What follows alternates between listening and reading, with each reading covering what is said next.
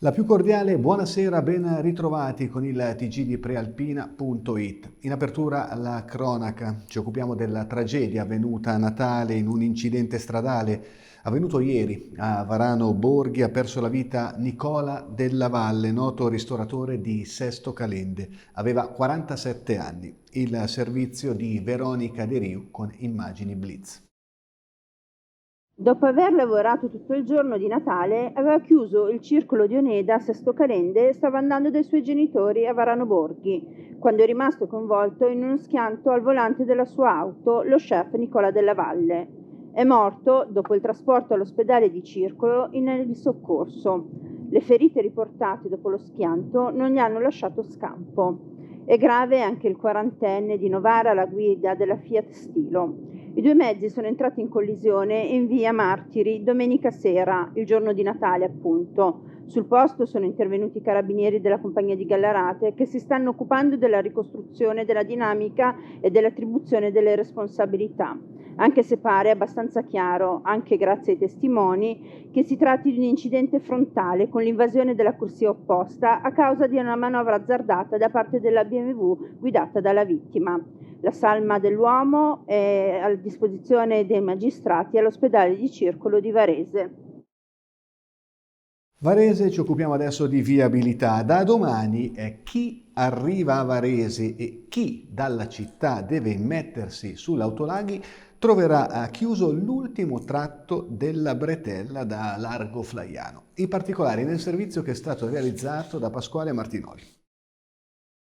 Siamo in Largo Flaiano, quello che vedete è l'ingresso della bretella dell'autolaghi.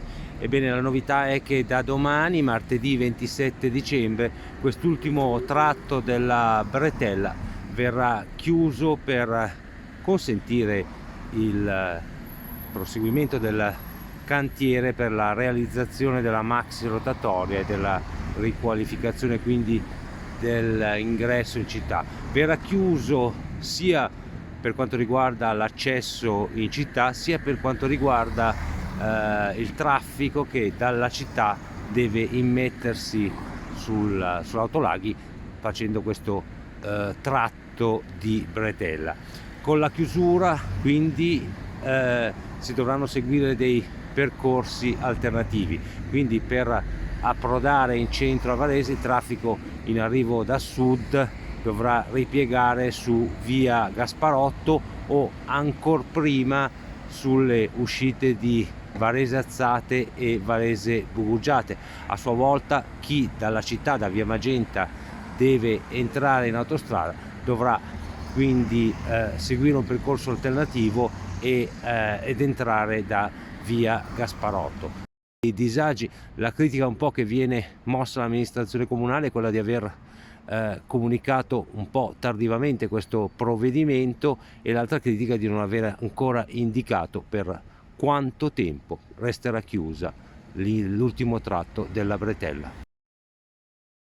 Lutto a Varese, è scomparso all'età di 94 anni Claudio Donelli, sindacalista e politico. Era stato segretario provinciale della FIOM CGIL dal 54 al 61, poi segretario generale della CGIL. Nel 1968 era stato eletto segretario provinciale a Varese del Partito Comunista.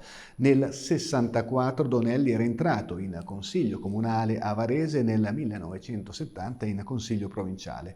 Era stato due volte a Roma, nel 1972 da deputato e nel 1976 da senatore.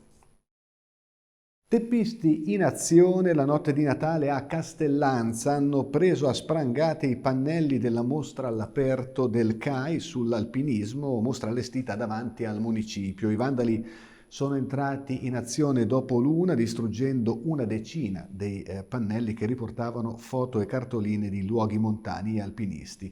Per punire i responsabili si confida nei filmati della telecamera posizionata in Piazza Libertà. Si tratterebbe di minorenni. E ci trasferiamo nella Verbano Cusio Ossola, un lupo a spasso per Santa Maria Maggiore nella notte tra la vigilia e Natale e un video che diventa virale sui social. Ci racconta questa storia Marco De Ambrosis.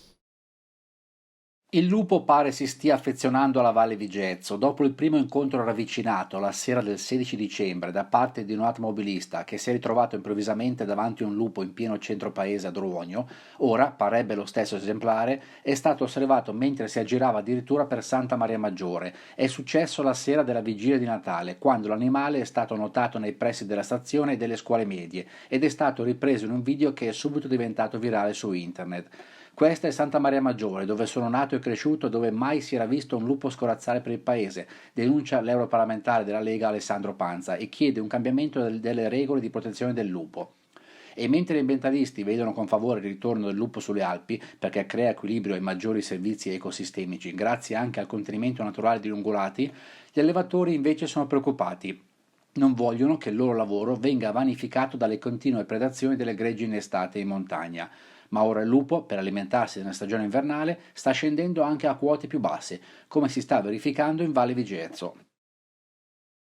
Torniamo a Varese, l'allarme è scattato poco dopo l'alba di oggi, tubo rotto e strada allagata in una zona periferica della città. Il servizio di Renata Manzoni. Santo Stefano di lavoro a partire dalle 7:42 di mattina, quando è arrivata la chiamata ai vigili del fuoco, a causa di una perdita d'acqua piuttosto ingente dovuta alla rottura di un tubo. È accaduto in via Valle Luna, nei pressi della zona del campo sportivo di atletica. A un certo punto è stato necessario anche operare il restringimento della carreggiata e transennare la zona perché era veramente un diluvio di acqua dappertutto. Domani è previsto che comincino i lavori per risistemare il tubo e ripristinare appunto quello che era stato incidentalmente rotto. Ora ci occupiamo di meteo, fine dell'anno all'insegna del clima mite. Le previsioni meteorologiche prevedono infatti temperature massime ben sopra la media. Il servizio. Il generale inverno si fa attendere, la fine dell'anno all'insegna del clima mite, le temperature massime, almeno fino a venerdì 30 dicembre, arriveranno anche a 13 gradi, mentre le minime saranno abbondantemente sopra lo zero, tra 5 e 8 gradi. Questo indica il centro geofisico prealpino. Si tratta dunque, almeno per ora, di una stagione fredda solo per definizione. È nella realtà mite, con temperature sopra la media del periodo. Già lo scorso inverno era iniziato così all'insegna del clima soave, più adatto a marzo che a dicembre inoltrato. Guardando però la storia recente, dagli anni 80 in poi, la giornata più calda a dicembre si è registrata nel 1984, 21 gradi l'11 dicembre, mentre quella più rigida il 20 dicembre del 2009, meno 12 gradi. Altri tempi, ma la stagione è ancora lunga. Porta Calcio Serie C, la Pro Patria ha festeggiato il Natale col sorriso dopo il buon pareggio esterno sul campo dell'Arzignano e soprattutto forte dell'eccellente settimo posto in classifica. Tra le note dolci anche la ritrovata condizione del difensore Stefano Molinari, reduci da mesi sofferti per problemi fisici. Ascoltiamolo. Sicuramente non è stato un momento facile perché è stata una ricaduta e ho sofferto insieme a loro, ho giocato insieme a loro dalla tribuna. Adesso è da un mese che sono rientrato con i compagni a allenarsi, questa è stata, diciamo, la prima vera partita, il mio ritorno, insomma, vero.